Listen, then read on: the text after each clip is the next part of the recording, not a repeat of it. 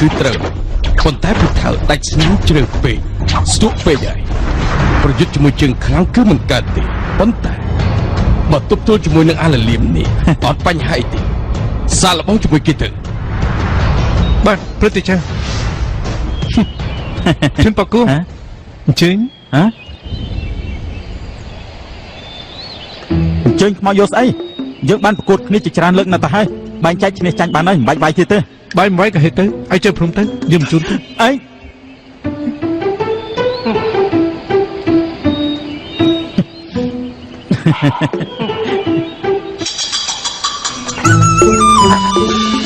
ព្រឹទ្ធាចារ្យហ្វុង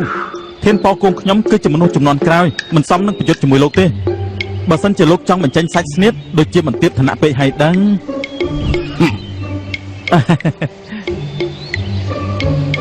អាចចង្រៃ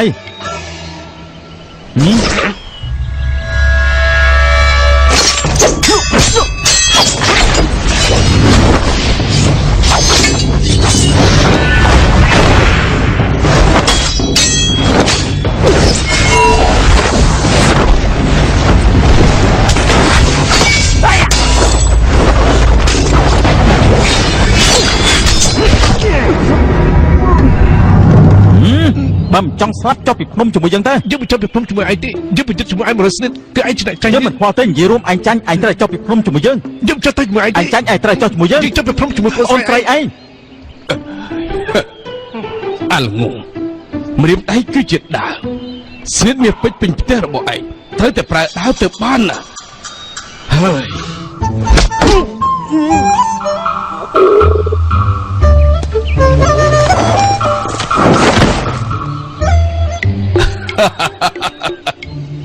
ល្អឆាប់មកតាមយើងបាទ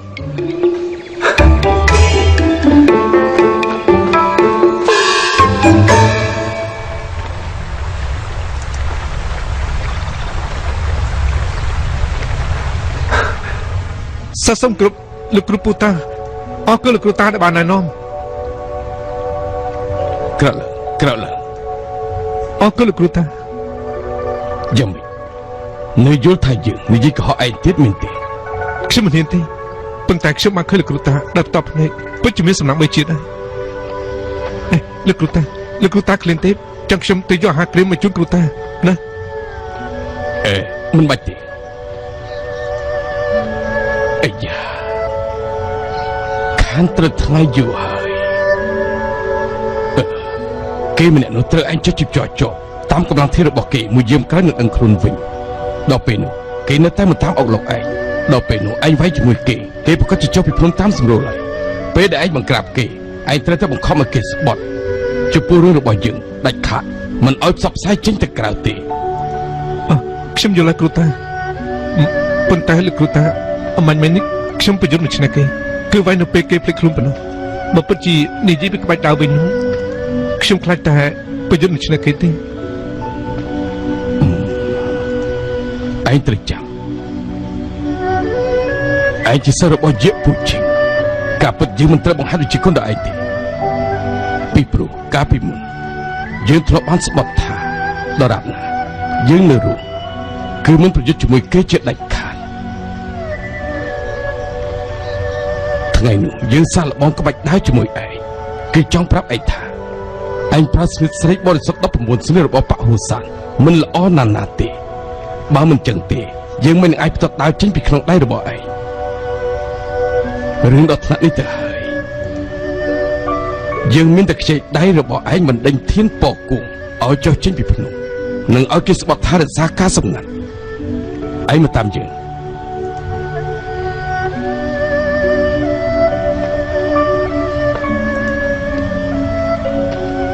ឯងមើលគំនូក្បាច់ដាវរបស់ប៉ាហូសាននៅលើជញ្ជាំងទាំងនេះឯងបានមើលចាំស្ទាត់អស់ហើយ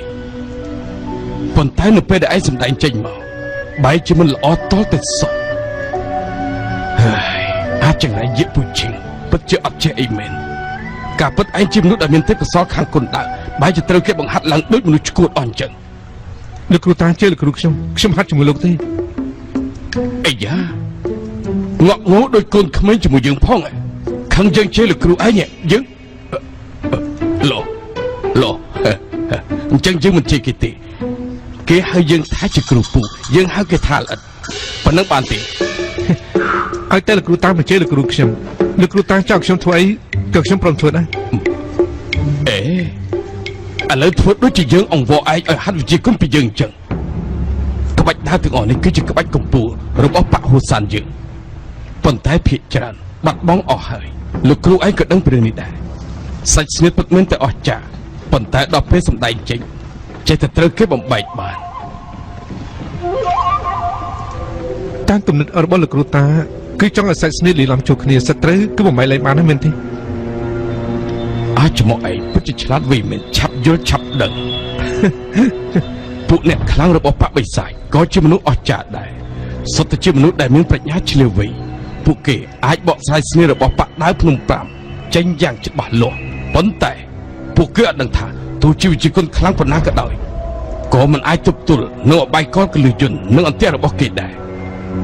បើសិនជាយើងធ្លាក់ចូលក្នុងអន្ទាក់កលឹះយន្តដែលគេរៀបចំ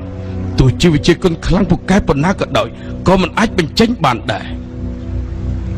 ពិតជាព្រឹត្តិការណ៍បកវិសាចមែនលោកពូនតង់និយាយនេះគឺជាការពិតតើបកដាវភ្នំទៅ5យើងពិតជាប្រកួតចាញ់គេឬសម្រាប់គេមែនមិននឹងជាពេលលោកពូនតង់ยังមិនទៅហើយទេអីយ៉ាលីហូឆុងឈប់គិតប្រេះប្រាស់ទៀតតែមិនយឺមទៀតធានបកងដល់ខ្លួនណាបើឯងនៅតែគិតប្រេះប្រាស់ទៀតមានពេលណាហើយវិជាគុណបើគិតតាមវិជាគុណពួកព្រឹត្តិការណ៍របស់បកវិសាចក៏អត់ដឹងពីកលឹះកំពូលនៃវិជាគុណដែរពួកគេអត់ដឹងថាសាច់ស្នៀតគឺងាប់អ្នកបញ្ចេញសាច់ស្នៀតគឺរស់ស្នៀតងាប់អាចបំបែកបានស្នៀតរស់រវើកបើសិនជាបានជួបគឺប្រកាសជាជាប់ដៃជាប់ជើងត្រូវគេសម្លាប់តាមអំពើចិត្តត្រូវចាំឲ្យច្បាស់អសររស់ក្បាច់គុណអាចហាត់ដោយរស់រវើកបញ្ចេញសាច់ស្នៀតក៏អាចបញ្ចេញដោយរស់រវើកដែរទោះជាយ៉ាងណាក៏ដោយទោះជាឯងហាត់ដល់កំពូលចេះរាប់ម៉ឺនស្នៀតប៉ុន្តែដល់ពេលជួបអ្នកខ្លាំងក៏នៅតែគេអាចបំបែកបានដែរយល់ហើយត្រូវតែរៀនឲ្យរស់រវើករៀនឲ្យរស់រវើកគ្រាន់តែជាជំហានទី1ឯងត្រូវតែធ្វើឲ្យដល់ថ្នាក់បញ្ចេញដៃអត់មានសាច់ស្នៀតទើបអាចឈានដល់កម្រិតកម្ពស់របស់ជើងខ្លាំងអមមិនឯងនិយាយថាសាច់ស្នៀតលីឡំគ្នាសត្រូវមិនអាចបំបែកបាននិយាយត្រូវតែពាក់កណ្ដាលតែប៉ុណ្ណោះបើសិនជាមិនចង់ឲ្យគេបំបែកបានគឺមិនមែនលីឡំគ្នាទេគឺអត់មានសាច់ស្នៀតបើឯងលីឡំសាច់ស្នៀតគឺប្រភេទ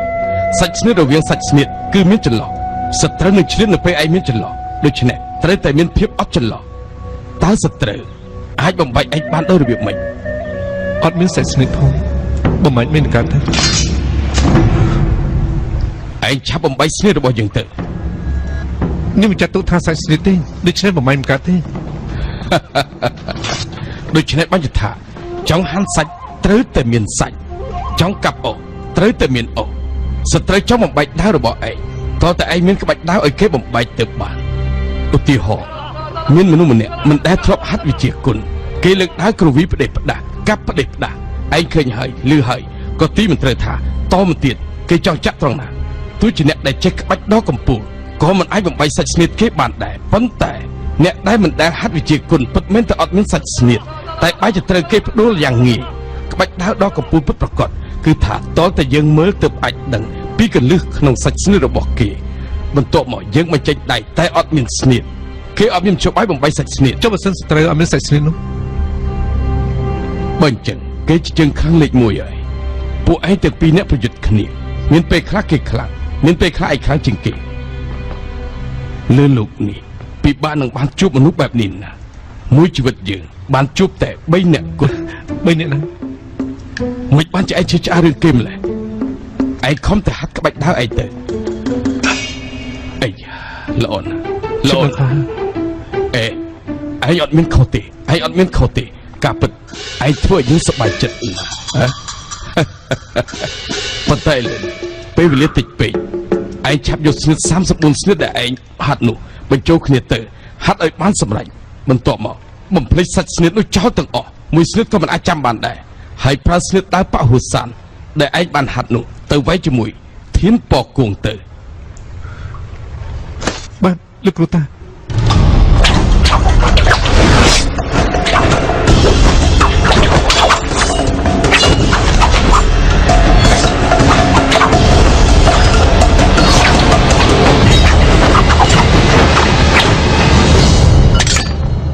លេងហ៊ូឆោងឯងឆាប់ចេញមកយើងប្រកួតគ្នាទៀត លោកគ្រូតាលោកគ្រូថាមើលមិញនេះខ្ញុំសម្ដែងក្បាច់ដើរកាប់ប្រដេប្រាស់អាចទប់ទល់នឹងកម្រិតរបស់គេបានទេ មិនអាចទប់ទល់បានទេ ទប់ទល់មិនបានអញ្ចឹងគិតយ៉ាងម៉េច បើទប់ទល់ជាមួយគេមិនបានកុំទប់ទល់អី ទប់ទល់មិនបានកុំទប់ទល់ហាខ្ញុំយល់លោកគ្រូតាលោកចានិយាយថាបើគេចង់ឲ្យខ្ញុំចុះពីភ្នំគឺប្រកាសជាមិនសម្រាប់ខ្ញុំទេចំណែកខ្ញុំមិនបានយកពីស្នេហ៍កម្រិតរបស់គេទេគិតតែទៅវាយលោកទៅបានទេមែនទេលោកគ្រូតា បង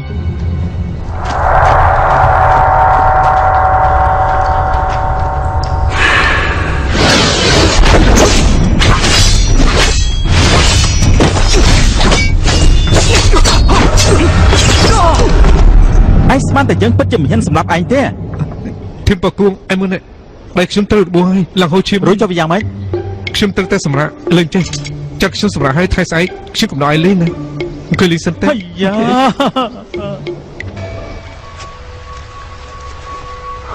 លោកគ្រូតាអាចរ៉ៃនេះផ្លាស់ប្ដូរកម្រិតហើយលេងមែនតើហើយឥឡូវខ្ញុំគួរធ្វើយ៉ាងម៉េច សំណាងណាឯងពជាពេលវាបានមួយថ្ងៃមួយយប់តាមយើងយល់យប់នេះឯងមិនបាច់ដេកទេ